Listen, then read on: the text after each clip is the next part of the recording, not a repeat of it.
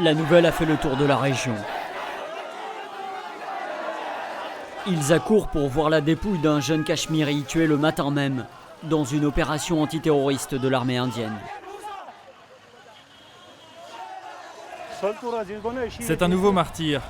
Il s'appelait Danish. Il avait 18 ans quand il est parti rejoindre les militants. C'était un étudiant.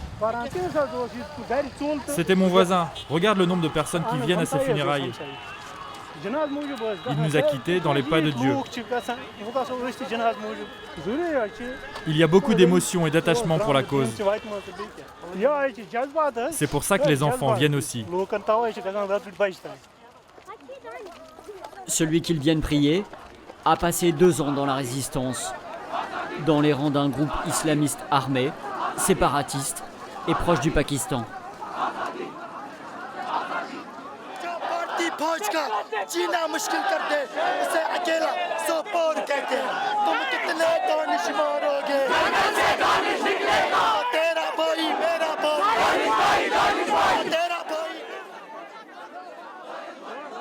Comme Danish, ils sont 250 à 300 au Cachemire à tenir tête à une armée de 500 000 hommes.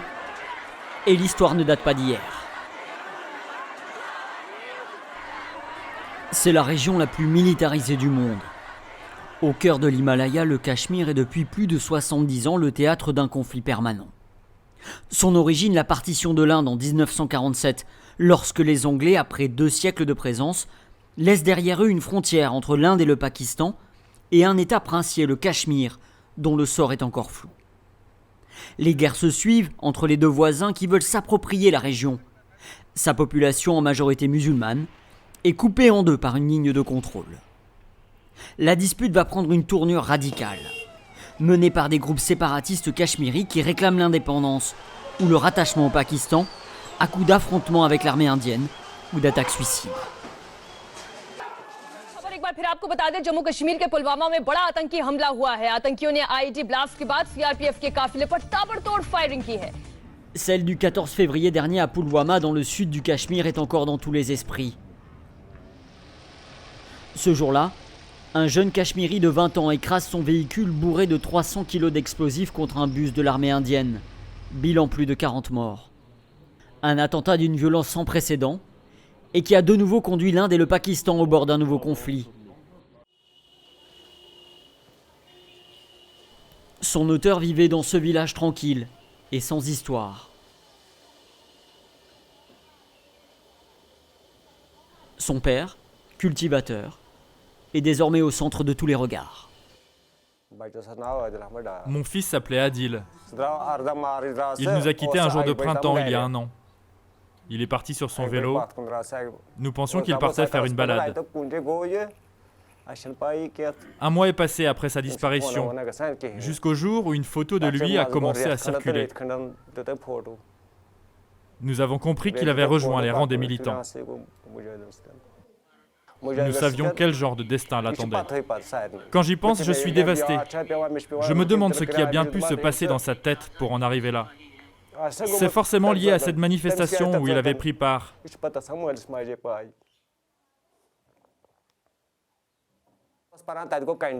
Il avait été arrêté par l'armée, il l'avait emmené et forcé à plonger sa tête dans sa propre salive. Il était en rage et cette colère est restée en lui. Il s'est senti humilié. Il y avait tant de gens. Il était en colère, il n'arrêtait pas de répéter « Pourquoi est-ce qu'il nous humilie comme ça ?»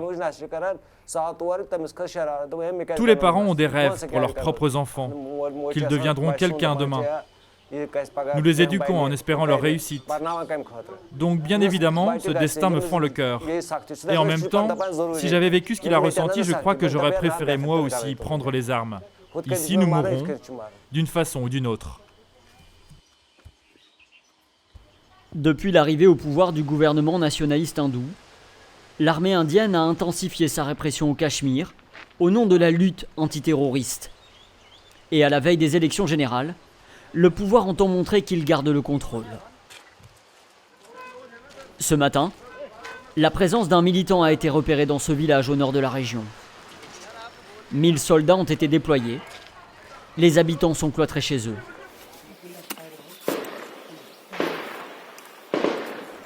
Les échanges de tirs vont durer plusieurs heures jusqu'à l'assaut final et l'explosion de la maison dans laquelle le militant s'était réfugié.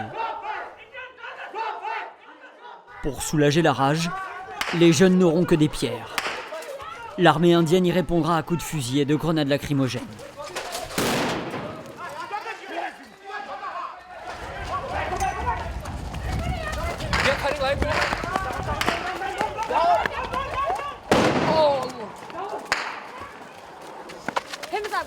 Il a été touché à l'œil. Laissez-vous.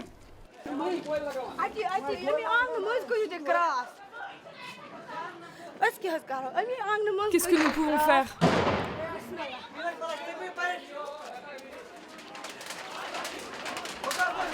Dans les ruines de l'attaque, la jeunesse cachemiri promet déjà sa revanche.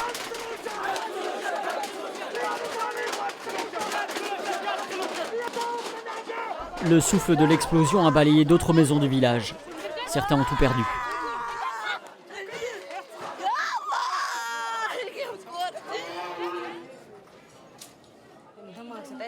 Je suis dégoûtée, ils ont tout détruit.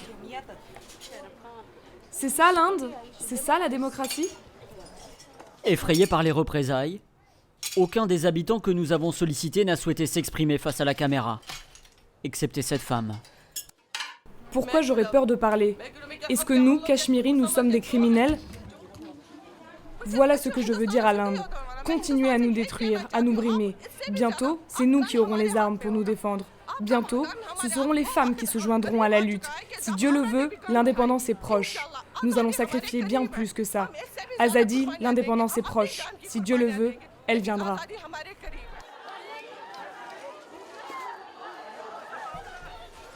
Au Cachemire, l'armée indienne fabrique ses propres ennemis dans la poussière de ses opérations militaires. Et ni les 70 000 pertes civiles ou militaires depuis 30 ans, ni les blessés qu'on ne compte même plus, ni les villages, détruits ou abandonnés, n'auront fait renoncer aux mots interdits. Azadi, l'indépendance, des mots qui résonnent dans les ruines, dans les cœurs et dans les discours des principaux leaders religieux.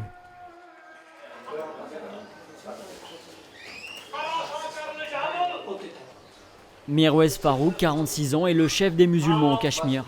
C'est l'une des dernières voix officielles et libres dans la région. Et elle est très écoutée.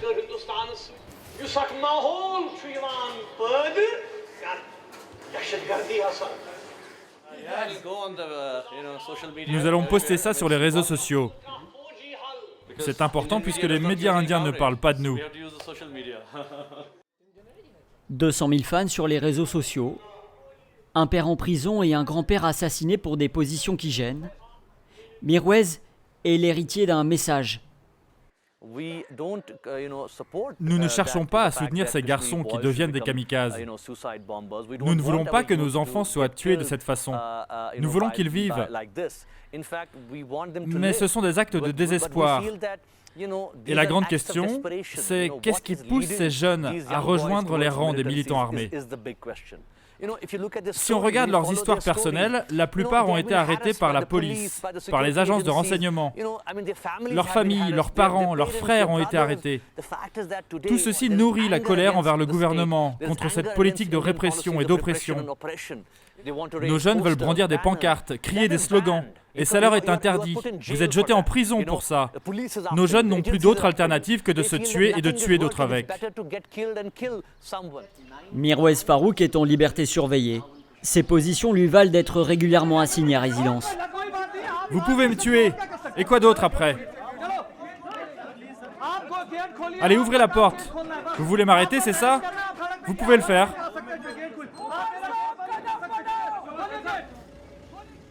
Chaque vendredi, il se rend à la mosquée de Srinagar pour la prière hebdomadaire. Cela fait 2 semaines qu'il en avait été empêché par la police. Je ne peux pas me taire sur ce qui se passe ici. Les violations des droits de l'homme, les assassinats. Il est probable que le gouvernement indien n'aime pas que je parle de ça aux gens. Il voudrait que nous, leaders, restions à l'écart du peuple. La mosquée de Jamia est une cible. Ils ne veulent pas que les gens s'y rassemblent. Quand ils sentent que la colère est en train de monter, ils la ferment. L'année dernière, la mosquée a été fermée pendant près de 16 semaines. Donc ça aussi, ça nourrit la haine des gens quand on leur dit que l'endroit où ils prient a été fermé.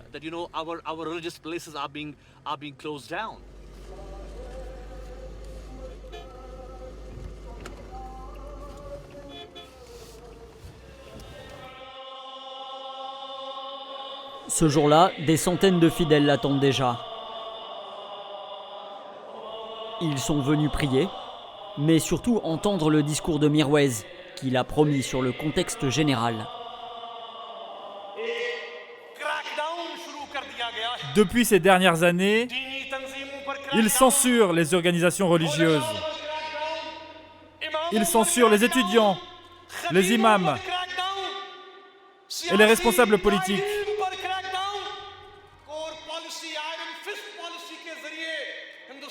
Ils veulent montrer au peuple indien qu'ils gouvernent au Cachemire d'une main de fer. Mais la réalité, nous la connaissons.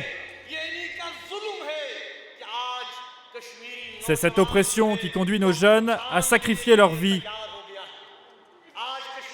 en devenant des bombes humaines. Ils essayent de nous faire peur, mais ils ont échoué.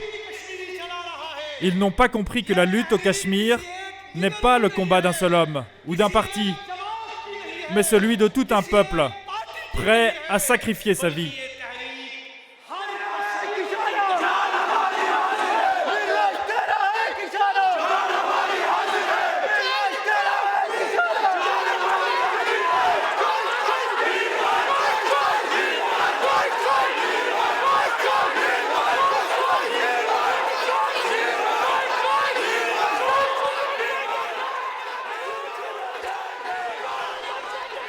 Galvanisés par le discours, frustrés par les couvre-feux qui se succèdent à Srinagar, les fidèles veulent provoquer la police indienne.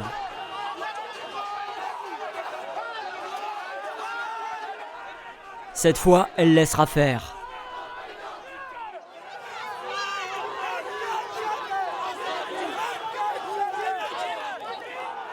Mais voici en d'autres temps à quoi ressemble la confrontation, quand les autorités frappent du poing.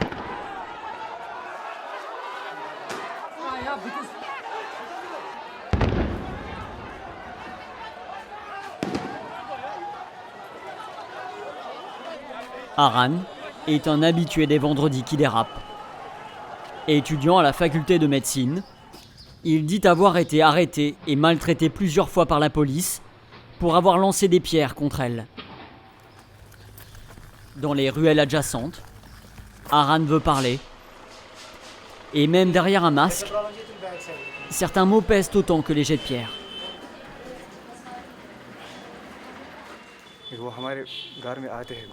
Je porte un masque,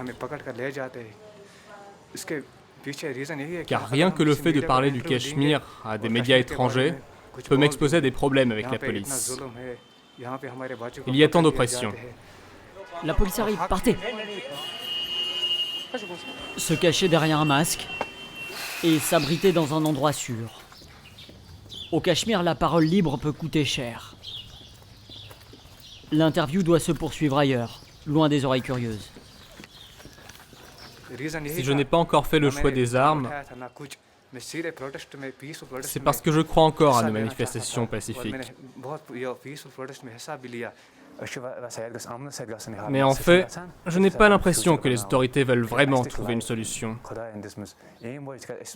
Car nous aussi, nous voulons construire notre futur, notre vie. Poursuivre des études, avoir une carrière. Mais on ne peut pas avec le couvre-feu chaque semaine, chaque mois, c'est impossible. Si vous décidez un jour de prendre les armes, ce sera pour défendre l'islam ou l'indépendance du Cachemire?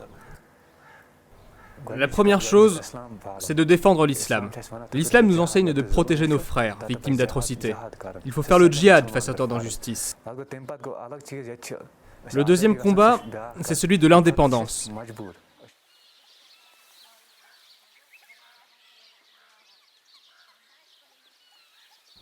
L'idéologie se radicalise.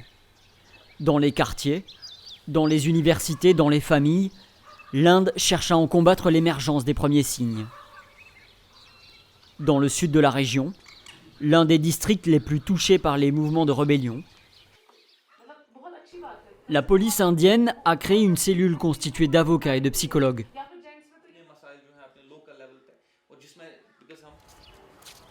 Ce matin, le docteur Rahat rend visite à des jeunes manifestants arrêtés tout récemment.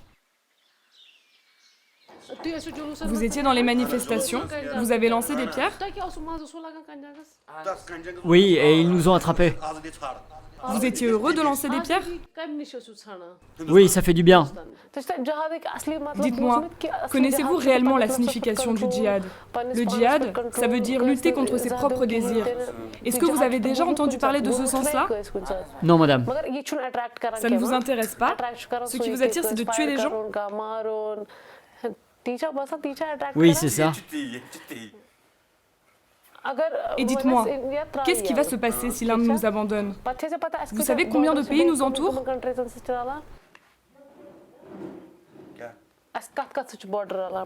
Oui, il y a beaucoup de pays. Le Bangladesh, le Sri Lanka, le Pakistan. Et que va-t-il se passer s'ils veulent nous annexer? On va devoir se battre contre eux? Non, ils ne feront pas ça. Pourquoi? Parce que nous garderons le contrôle. Nous serons indépendants. Ils ne le feront pas. De l'écoute. Quand il faut parler aux adolescents au bord du gouffre. De la fermeté. Quand il s'agit de s'adresser aux parents dans l'impasse. À l'origine de cette initiative, Altaf Khan, le chef de la police du district, qui prône le dialogue avec la population. Ce matin, il reçoit ses pères venus s'inquiéter de l'arrestation de leurs enfants. Parvez, je ne connais pas encore ces liens, mais nous l'avons arrêté. Donnez-moi l'autre nom. Amir. Amir ne sera pas libéré. Qui d'autre? Il y a Ifshak. Ishfaq ne sera pas libéré non plus. Asif. Asif ne sera pas libéré. Je vous le dis droit dans les yeux. Le prophète Mahomet dit que les parents sont des bergers pour leurs enfants. Ils doivent sentir ce qui va et ce qui ne va pas chez eux jusqu'à ce qu'ils deviennent adultes. Quand j'ai demandé au père d'Amir où son fils avait passé sa journée, s'il continuait de voir ses parents, de discuter, de s'asseoir avec eux, il me répondait non. Si un père ne peut pas s'asseoir pour parler avec son fils, comment peut-il continuer à s'occuper de lui?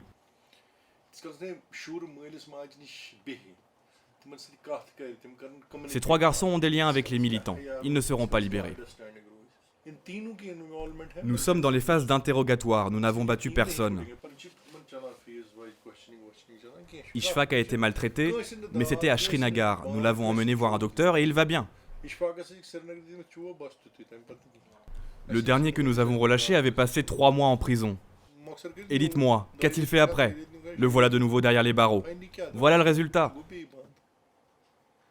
Si nous avions pu lui parler, nous aurions pu le guider sur ce qui est bien et ce qui est mal. Si les autorités nous laissent filmer cette rencontre, c'est qu'elles veulent nous montrer qu'elles changent d'approche. Car leur rôle est régulièrement dénoncé par la population et les associations des droits de l'homme.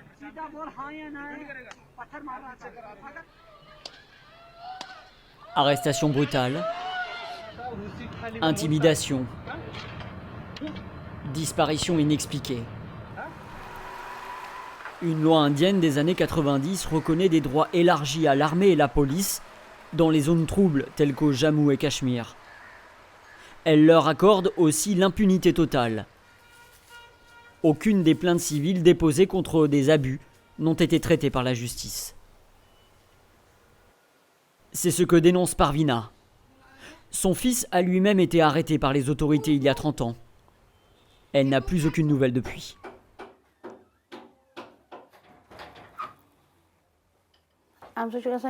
Mon cœur tremble. Cette photo réveille les blessures. Je n'oublierai jamais. S'ils les ont attrapés, où est-ce qu'ils les gardent? Toutes les autorités ont travaillé ensemble. Pourquoi ils ne nous disent rien? C'est pour ça que nous nous battons. Ce n'est pas une histoire d'argent. Nous voulons savoir où ils sont. Il y a eu tant de crimes contre les droits de l'homme, de viols, de blessures et d'assassinats, des enfants mutilés devenus des fardeaux pour leurs familles. Les jeunes générations découvrent tout ça aujourd'hui. Ce qu'ils nous ont fait, ils grandissent dans cette haine.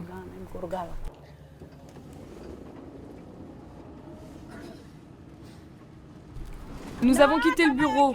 On se rejoint au parc. Tu viendras, n'est-ce pas? Chaque 10e jour du mois, Parvina veut rappeler le souvenir de ses disparus. Il serait près de 8000. Comment vas-tu, Roshan Jeanne? Est-ce que tu vas bien?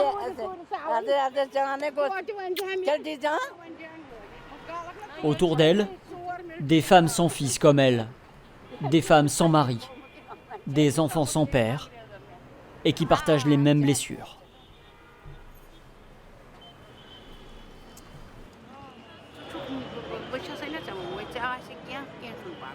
Je suis comme ta mère. S'il y a quelque chose que je peux faire pour toi, dis-le-moi. Tu es un bon garçon.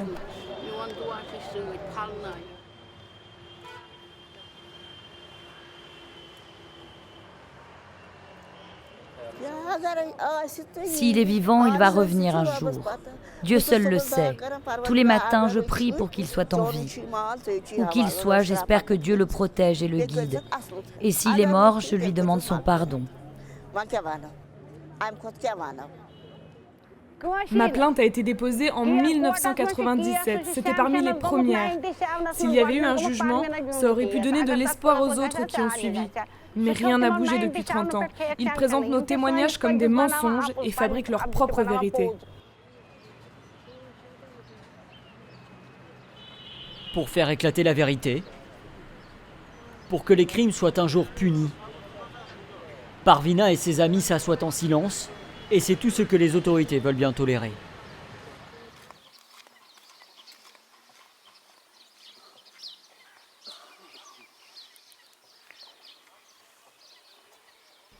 Certains veulent croire que les choses vont changer au Cachemire.